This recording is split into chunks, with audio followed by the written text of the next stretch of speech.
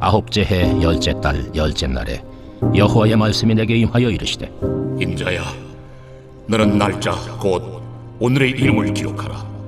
바벨론 왕이 오늘 예루살렘에 가까이 왔느니라. 너는 이 반역하는 족속에게 비유를 베풀어 이르기를, 주 여호와께서 이같이 말씀하시기를, 가마 하나를 걸라.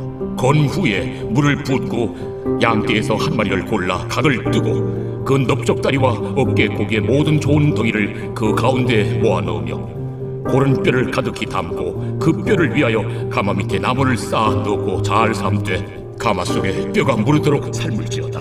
그러므로 주 여호와께서 이같이 말씀하셨느니라.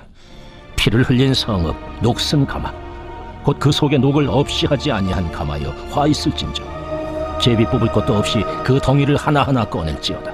그 피가 그 가운데 있으며 피를 땅에 쏟아 티끌이 덮이게 하지 않고 맨 바위 위에 두었도다.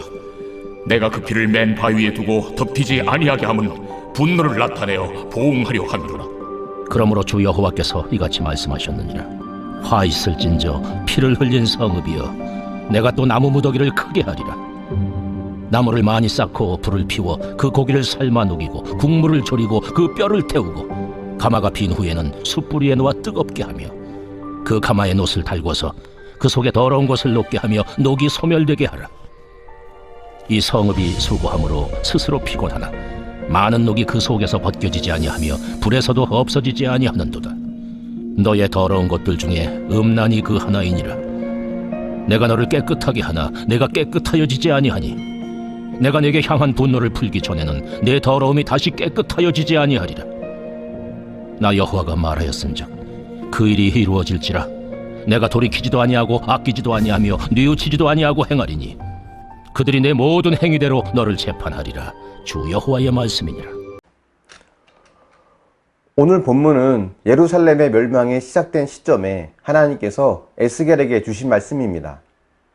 1절에 보니 아홉째 해 열째 달 열째 날에 오늘의 날짜를 기록하라고 하셨는데요. 그날은 바벨론이 예루살렘에 침공하기 시작한 날이었습니다. 역사적 연도로는 BC 588년 12월 정도 되는 때였습니다. 이때 일명 녹슨 가마의 비유를 말씀해 주시는데요.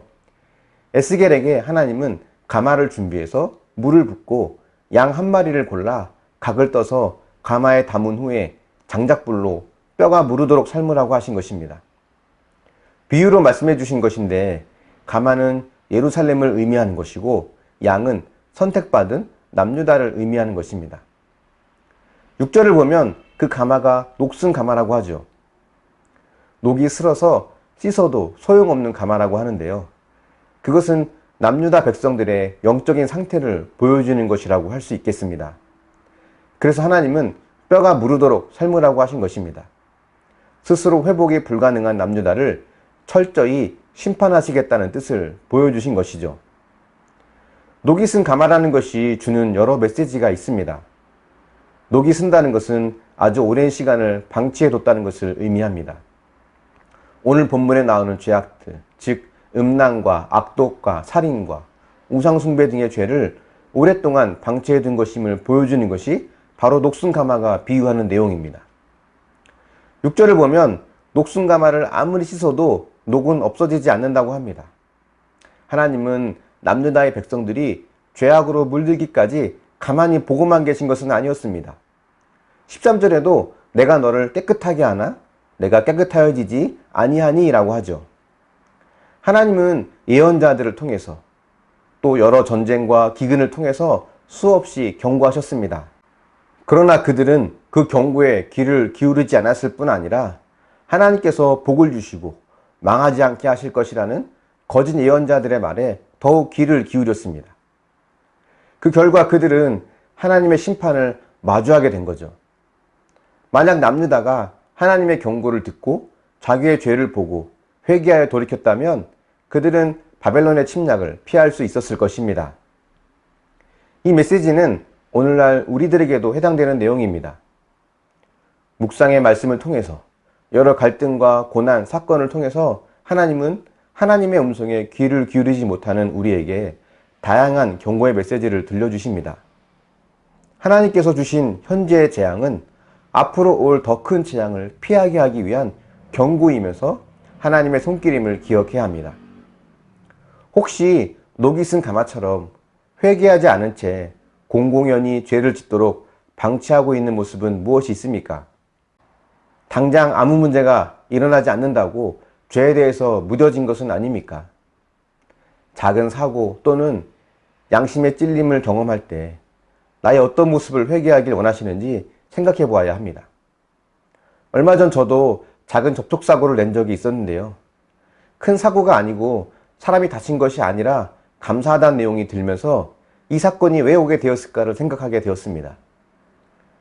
작은 규칙 하나 정도는 우습게 여기는 내 모습, 다른 사람의 말을 귀 기울여 듣지 않는 내 모습이 이런 사고로 이어졌다는 것을 인정하게 되니까 더 큰 사고를 당해도 할 말 없었음을 고백하게 되었습니다.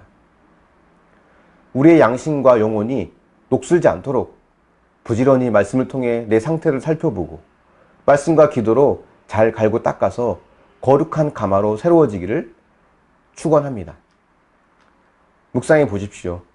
내게 주신 작은 사고나 찔림이 하나님께서 주신 경고일 수도 있다는 것을 경험한 적이 있습니까? 녹이 슬도록 방치된 내 안의 죄와 상처는 무엇이 있습니까? 기도하겠습니다. 사랑의 하나님, 녹슨 가마가 남유다의 영적 상태를 보여주는 것처럼 어쩌면 우리의 모습 또한 수많은 죄악들과 탐욕으로 이미 녹이 슬어 있음을 또 고백하게 됩니다. 주님, 말씀을 통해서 또 여러 사건을 통해서 하나님 앞에 돌아올 수 있는 믿음의 단계가 될 수 있도록 도우시고 인도하여 주시옵소서. 나를 객관적으로 바라보며 내 마음이, 내 영적인 상태가 녹이 슬지 않도록 날마다 기도와 회개와 말씀으로 갈고 닦을 수 있는 지혜와 믿음을 허락하여 주시옵소서. 수많은 경고에도 하나님의 음성을 듣지 못했던 남유다처럼 어리석은 멸망의 길로 가는 자가 되지 않게 해주시고, 작은 사건에도 작은 일에도 하나님의 음성에 귀를 기울이고 내가 회개할 것이 무엇인가를 생각하면서 늘 깨어있는 우리 모두가 될 수 있도록 도우시고 인도하여 주시옵소서. 감사드리며 예수님의 이름으로 기도합니다. 아멘.